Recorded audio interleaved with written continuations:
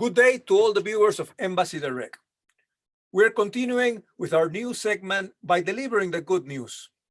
As usual, we will engage with different role players of our society who will share their life experiences and how, through their actions, they are making a difference within their community. Our next guest in this series of interviews is Mr. Jon Foster-Pedley. He's the Dean and Director of the Henley Business School in South Africa. Good day, sir. Hi, Rodrigo, and hi to your listeners from Embassy Direct. Great to be on here. Thank you for the invitation. It's a pleasure to have you on board, sir. So, kindly describe your organization and the role you play within it. Well, we're a business school. We're part of an international business school called Henley. We've got 3 centers of activities, one in Asia, one in Europe, based from the UK, and one in Africa. And we are the biggest of the international operations, and we do MBA programs, and we do executive education for managers and executives in all the sorts of companies in Africa and South Africa, and for the public sector as well. And so we do accredited and inventive programs around leadership and innovation, creativity, and anything that will help people do their job better. And you can see our motto, it's right behind me. It says, we build the people who build the businesses that build Africa. So our intention is to make sure that people, when they study with us, can actually run their companies better and be better as managers, use money better and create value into society. And my role in that is I'm the Dean and Director of Henley Business School in Africa. And it's been a very fast growing organization. We've gone, I think we've been the fastest growing business school in Africa, actually. And we've been ranked the #1 MBA business school in South Africa 4 years running by PMR. And so that's a little potted history of Henley, the oldest business school in Europe and in South Africa for nearly 30 years. Could you note some of the key challenges your organization faces? Yeah, I think our challenges are very similar to the challenges that anyone faces working and developing people in any emerging country, and particularly also perhaps South Africa with its history, and also trying to build African capability. So now I think our challenges really are, how do you get decent education to people that's going to be really helpful? You know, we have a country that's got a lot of economic challenges and just recovering through COVID. There's a big surge to try and rebuild afterwards. And regrettably, the education system hasn't been that good. So our job, our challenge, our biggest challenge is to get people to believe in themselves. Because for so many years, people in South Africa and Africa have thought they've got to prove they're as good as people in the rest of the world. Well, our MBA students, who are 75% Black and 52% women, that's changed from about 20% women and 30% Black a few years ago. They take exams that are assessed offshore with the Germans and the British and the Malaysians. Nobody knows who they are. And our South Africans do as well, if not better, in those blind assessed exams. So don't tell me that South Africans haven't got the intelligence and capability, because they absolutely do. And so one of our big issues is to change the way people see education and not think of it as like school, and understand that adult education is about effort, empowerment, and really self-understanding before anything else, and building a real belief in your own capability to be able to think well, act well, and not keep looking at America and Europe and other countries, say, I must be as good as them, and understand that fundamentally, we are all the same tools and capabilities, we've just got to build it. So, well, basically what you said is just, let's establish our own bar. Don't let no one place our own bar. Perfect. Yeah, South Africa. Yes. What Steve Biko called colonization of the mind. Sorry to interrupt. And, you know, it's the idea that all these ideas make you feel you're less capable. And that you just got it goes deep, that sort of stuff. And that we just have got no time for at all. It's all about fairness and equality, creating opportunity and getting people out of poverty, and then part of the operation of the economy. So everyone has possibility and hope. South Africa has had a challenging 18 months. How is your organization making a positive difference? Please mention how others can get involved and support your efforts. Well, we do adult part-time education of all sorts of levels, from CEOs to people who've, 2 or 3 years business experience. And we normally did that face to face, but come the pandemic, we were lucky, we could see it coming, and we managed to change all our operations to like we're doing now, teaching through Zoom and other stuff. And we really learned how to do it well. And so we've managed to operate and grow our business in terms of employment over that time. And so what we did was to make that transition early and continue to improve. What it's done, I think, is taught us all that living in this way virtually and leading in this way is more possible than we thought beforehand, but is not trivial. You can do it casually, but you're not really progressing. If you're going to do it well, you have to take it really professionally about how you work virtually, how you work remotely, the tools you use, the way you act, how you speak, what you teach. And so we've managed to build good capability in that and in doing webinars, etc. So how can people get involved? Well, obviously, the best thing I think people can do to get involved is to develop yourself, come and do programs with us. And that's not just me selling, because unless you're building yourself in business, how can you possibly deal with the rate of change unless you're changing your capabilities faster? And you've got to take that seriously as well. The other thing you can do is give us challenges. Don't come and say, teach me something. Say, I've got this really difficult problem in my business. And, do you think a business school could help you with that? Because from what I know of business schools, they couldn't. They're all like universities. And we will jump at that chance and say, yep, we can. We have design teams. We think differently. We work with international people. We see ourselves as a learning design agency.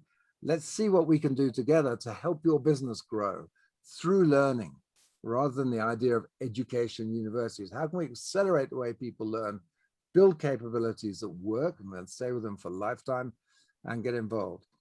We also do a lot of work with scholarships. We have the largest MBA scholarship program in Africa, and we work mainly with people who are making a difference. So if there was somebody who put a lot of their own time into trying to build South Africa or change Africa or committing their own resources even freely to help in crises, those are the people we like to give scholarships to. We don't, those are the people we want to build, the future leaders from people who have shown they've got leadership through their own voluntary engagement and change. You mentioned scholarships, and I think this is for our next question, it comes spot. Charity or empowerment? Which one is your organization's drive and why? That's an interesting question, isn't it? I mean, there's obvious answers you start throwing out about that. You teach a person to fish or to give them fish. It's all that sort of idea. It's a straight, and that's a well-trodden argument. But we have to think, what do we mean by charity and what do we mean by empowerment? So I think what we have to do is understand that we have to empower people. But the biggest failure of empowerment, two big failures. You have to give people health and decent food, nutrition, access to basic services so they can be healthy. Nothing can be done without that. And you have to educate people, because without the basics of education, and I don't mean classic developed world education, which is all about becoming academic successes. I mean the sort of education that allows you to build businesses and believe in yourself and become smart and learn when you need to. We've got a failure of education in South Africa from a long time. And unfortunately, there's complicated reasons why. But we have to address that. We have to create a movement, an activist movement, to drive education as a top national priority. Not because it serves me as a business school, because we don't care. That's our mission. We believe education helps people. So I think if you're going to empower people, you've got to empower people with their capabilities, their knowledge, their thinking, before you even give people reasons, support for any businesses, because the truth is, you want to empower youth and you help them start entrepreneurship projects. The reality is that research from, I was reading the other day from Stanford or perhaps MIT was saying that older entrepreneurs have 3 or 4 times the success rate of younger ones. So why not help the more experienced people set up their businesses? They employ lots of young entrepreneurs and young people, And then after a few years, those young people have got the skills to start their own businesses. You reduce the overall failure rate like that. So I think we have to think about empowerment a lot more systemically. And here's another empowerment. I don't think any of us can stand on the sides and just and pontificate about corruption or anything. If you think corruption damages people, and it does, particularly the poor, you got to stand up against it. And you have to stand out. You have to talk about it. You have to fight it. So I think what's happening now is that we've all become activists, and we can't be armchair theorists. If you mean anything, if you want to empower people, become activists and put yourself on the line. And that's my challenge to myself as well. How can excellent leadership in South Africa improve the country's perception globally? And how do you foresee this helping citizens? Well, you know, we all have a fantastic habit of criticizing leadership and saying, wow, I could be better. You know, but leadership in truth is a very complex set of activities and very complex contexts. So the first thing you have to do to make leadership more trustworthy, more effective, you've got to be reliable. You know, you've got to be accountable. You've got to, if you want to lead, you've got to lead with consequence. You have to hold people accountable. You have to hold people who don't lead properly accountable. And that doesn't mean you lock them all in jail necessarily, but you have very honest, truthful conversations. We want the sort of leadership that helps a country like South Africa is partly a technocratic leadership, because we do need good management and good processes. It's partly a visionary leadership, but that's not enough. And it's partly a strategic leadership. So it's like a business. You need three things. You need a vision, because that shows you where you're going. You need a strategy to how to get there. And you need a business model in how to make money or how to create value. And good leaders do all three of those things. You can't just be a visionary. You can't just be a strategist without purpose. And you can't just be talking about the money. You've got to bring all three together. And so a leader in South Africa needs to not only paint pictures in the sky of what it can be, but they need to get down to holding people accountable, making things happen, facing reality. Our biggest motto is, for leaders, make reality your friend. Don't live in a bubble of your own choosing, of your own preference. You've got to deal with the tough stuff. And so what will create respect for African leaders is not rhetoric, and it's not even making friends with, you know, powerful countries and just being there, you know, alliances. That's important, but what really matters is integrity and authenticity. People who really want to build their countries, who will hold people accountable, who will take personal risks to do that, and who will drive people's cognition and perception to reality. Anyone you would normally respect by having a set of values and standards and holding to them. It's an incredibly hard thing to do in complex environments, you know, with so much poverty and so much political interference. But above all, we need a sense of integrity and a sense that our leadership is true to us. You want to look at people and you can say that's a genuine article, because leaders bring people around them. And we want to bring people around not a fantasy, not a demagoguery, not a sort of popularism, but around a sense of grounded reality that we are step by step making progress into a difficult future, but we have the capability to do it. And they don't try and hide from people the fact that this journey will be hard. And those are the leaders we need, the ones who are realists, who will get people to understand that this journey out of poverty is a tough one. Nobody's going to help you, really. We have to do it ourselves.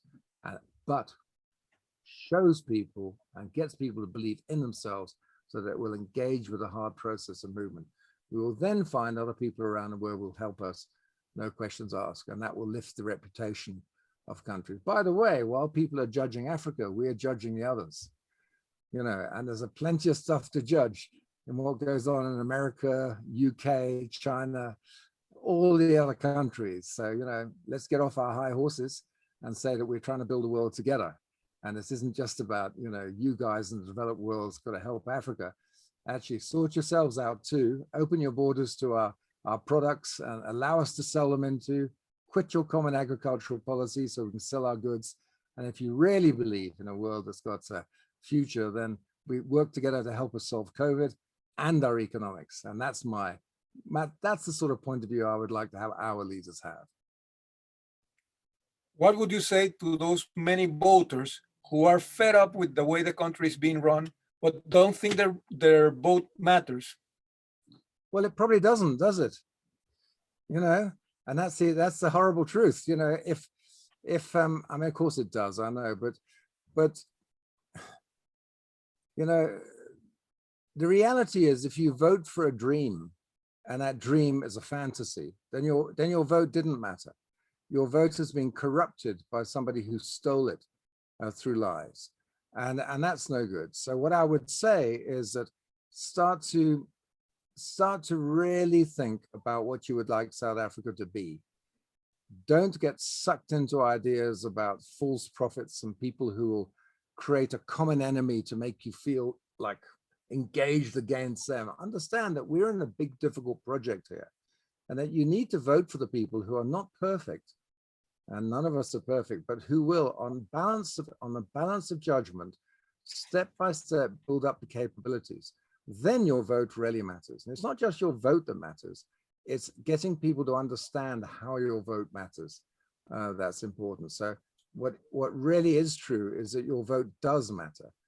But if it matters so much, then push the political environment to create the parties and the leaders that are worthy of your vote. Don't waste your vote on people who are not going to use it just because they make big promises. Use your common sense, dream what you want South Africa to be. And that's going to take hard work, and vote for those people, whoever they are, that are going to do that. We're in a different stage in South Africa now where we have to build this together. So your vote does matter. Get aware, and don't just be a passenger on a political system. You know, don't think they're going to do you a favor. Fight, become political yourself. You know, make your vote work, make it matter. How to approach this voter with education and also to get the youth interested in politics? Well, can you blame youth for not being interested in politics when they've seen what's happened? You know, I don't blame. I think they have more impact often through social media and through what's desperately unfortunate is youth unemployment and a sense of no hope for youth. So, you know, if we want people to take democracy seriously and voting seriously, we have to fight for the institutions of democracy. You know, when you have a state capture sort of situation where you have the police, army, intelligence services, national prosecutors, press, you know, all those people in one way or another, and state-operated enterprises that you start to see, and the judiciary you start to see are being hyper-influenced by politics and are not maintaining the principles of democracy, but are maintaining the principles of, you know, no, I wouldn't call it saying too rude, but just say non-democracy at the moment. And we've seen it all in the States and elsewhere. I think you've got to educate people about what democracy takes to work. And it takes fair tenders. It takes no corruption or limited corruption. It takes strong press. It takes police that work for you. It takes ombudspeople and prosecuting authorities and institutions that are fair and work, that are respected for what they do. It requires a sense of ethos that is beyond the individual. And this is easy to lecture about, but you know, it always takes two to corrupt. You know, one from the developed world or whoever it is with the money, and one from who hasn't got the money to ask. And you can't say it's either person's fault. They're both collusive in that. And it's the same here. So the first thing I'll do with voter education is say, you have to take power in your hands. You have to create these institutions. And if you're not seeing the value of them, that's what I would educate them about, what it takes to have democracy. Because there are many countries that have emerged out of great poverty that have done so without a strong democracy. You know, and you can look at South Korea, you can look at Singapore, you can look at many other countries who've had quite a totalitarian state, quasi-democratic, but really been quite oligopolistic. You know, not quite totalitarian, but they're somewhere on that spectrum. So you could argue, well, what is it? We also need strong rules. It takes a long time to build democracy, the institutions. And in the meantime, you need to vote, you need to get behind the people who are building that. That's the sort of education we need to do. And then you're right, you have to say that you have to educate people to vote anyway. It does matter if people vote. But it's the people who are building the political parties, people in business, people in education, who have to take a much stronger stance about the people who are in politics. If we want better politicians, we have to educate them, we have to fund them, we have to grow them. You cannot be an educator that doesn't have a point of view anymore. You can't be a business person who is not in some way activist about fairness and equality or democracy, or whatever system you want to support. Because if you want to lift people out of poverty in the highest Gini coefficient in the world, which is what South Africa is, highest difference between rich and poor, it doesn't happen on its own. It doesn't happen through empty rhetoric. It happens through really hard work, clever thinking, and through real strength of will and character, because the people who are fighting that are relentless, criminal, and violent. And you have to understand that what you're fighting against isn't something easy, it's something really tough. And if you want to win this battle, you've also got to be strong. That's what I would say. I just to add to what you say, I think that in education, our youth in general needs to know more about history and other social science like anthropology or sociology itself. But not only that, to be able to analyze in a logic way, not just consume what we give them about history, so they can choose as a menu and say, this is right, this is wrong, I agreed, I disagreed. And they must be able to tell us why they agree or disagree. I think that should be the route. Well, I agree with you, Rodrigo. I mean, what you're talking about is the principles of sort of critical thinking or whatever. So, we teach history, but it's not history we're teaching propaganda in the past. If we don't watch out, we switch to another propaganda, another narrative. I mean, if I want a good historian, I would listen to Yuval Noah Harari, who wrote those wonderful books, Homo Deus and 21 Lessons for the 21st Century. He's a historian, and an amazing one too. He's got a referent idea of what goes on in the world. But the other thing is I agree with you. You've got to develop a point of view that looks at multiple other points of view, and that's the underlying. But then you've also got to create a sense of hope, because while you're teaching people that, you've also got to, I believe, teach people that their individual actions make a difference as well as their collective, and that's in a world like ours, hardened and sort of almost merciless, so it is. We have to make our own efforts. We have to try for ourselves. It's a tough call. Every individual not only has to learn to use their brain and think about it, but also stand up for what's right. And you can't ask the juniors to do that, the youth to do that, if the leaders aren't. So we ourselves have to make statements that might put ourselves in unpopular or dangerous positions for the sake of what we believe is right. So us, as it were, you're an ex-diplomat, you're an ambassador, you know a lot about this. I know you do. And I'm sure you know how hard it is to build democracy. We have to teach kids how to use their brains, how to see multiple points of view. And I agree, how to be proof from fake news, how to understand, how to make sense of things. It's a really important thing, and teach them why to do that, because it makes them have a capability to build a life that's just so more important and potentially successful if you do that. And you're never victimized. It's going to be a tough world, but you're not going to be a victim. Finally, have you got hope for South Africa's future? What makes you believe in this future? And how can we translate this hope into every corner of the country? Well, you're assuming I do have hope. If you say how to translate in every corner of the country, of course I do. But the thing is, I sometimes say things like a lot of trends in Africa are positive, and I've had people trolling me and getting very cross about that. What I mean is that in the short term, South Africa is fine, and then you get riots, and the whole thing falls apart, and then people pick them up with a convenient response, and then something else happens. In all my time in Africa, things have gone up and things have gone down, almost like kind of seesawing up and down. It's a bit bipolar. And I've heard people being full of hope and then people full of disaster, emigrating, whatever. But the interesting thing is there's quite a lot of research done by the Brookings Institute, done by the Hans Rosling Institute, which is Gapminder. In The Economist, I've seen a number of other writers, which shows that over time, even with the UNDP, you know, with the UN development SDGs rather, you will see that some of those haven't gone up well at all. Others have done, but progressively over time, the trend is a general increase, even though there are these disastrous ups and downs.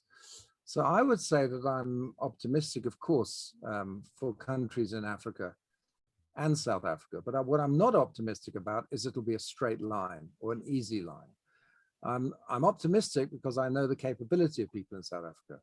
I'm optimistic because I've seen the resilience they have. I'm optimistic because I don't believe in blind optimism. Like Viktor Frankl, I believe in sort of tragic optimism. You know, that life is worth living in spite of grief and pain and death. And I think we have to understand that. So I'm very sure that South Africa has all the capabilities, talents, and possibilities to build an extraordinary society. What I don't yet have full confidence is that the adults and the leaders, the people of my generation and your generation else, are standing in line strong enough to make that future happen. And I would issue a challenge to them to do so. And I would deeply encourage all people in a diplomatic community, etc., to believe in the potential of South Africa, even though it might go up and down, and to encourage investment into South Africa, but be judicious about it. Do not get drawn into funding the wrong sort of people or wrong leaders. Take a long-term view and fund the leaders who are going to be something for the country. And while you may lose a few, in the end, you're going to win the whole game. You will help build South Africa. You know, I know that governments have voters and short-term aims and want to show they're doing well. But, you know, if you want to be a partner for South Africa, be a long-term partner and understand that South Africa can only succeed if people come out of poverty. And understand also that I think, for me, those people in poverty are really very capable. We've seen it. We have evidence for that. And if you engage in that, you're going to have a long-term partnership with South Africa that'll be something you'll be proud of. You'll tell your grandchildren about it because you'll have made a difference in the world. Jon, thanks so much for sharing your thoughts today with us and with our viewers. We'd love to feature your positive initiatives on our website and trust you'll be happy for us to spread the word. Please do, and good luck and well done on your great work because it's inspirational to me and others. And I think it's just, it takes a lot of character and strength to do what you're doing. And I salute you, great respect. Thank you so much, Jon. Good, thank you.